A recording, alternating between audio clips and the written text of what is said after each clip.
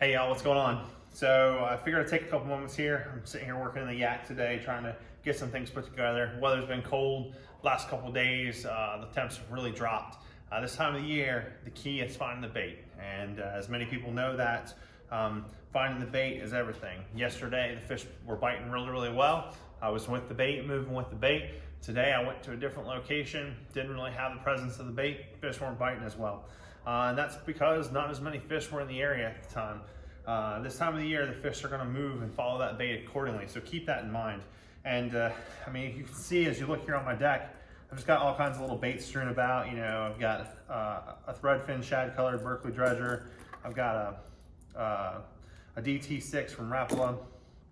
You know, I've got walking baits. I've got underspins, you know, spinner baits and buzz baits. But you know, my quick little tip for you guys today really has to do with your wire baits, your spinner baits and your buzz baits. I don't care if you have thick wire baits, heavy duty buzz baits, or thin wire buzz baits and spinner baits. But what you actually need to take away from this is this.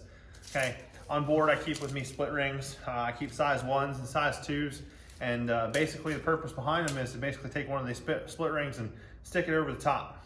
Okay, and basically what I'm doing is I'm making a guard so that when the fish grabs that bait, that split ring provides tension on that wire to prevent that wire from separating and pulling out.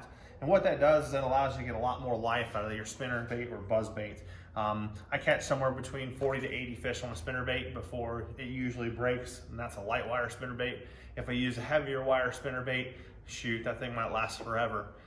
Every once in a while, you still got to bend it back, you know, the split ring pops. But when you put the split ring on, you want to basically take the smallest split ring that you can find that will get over the top. If it's tight and won't fall off, that's ideal.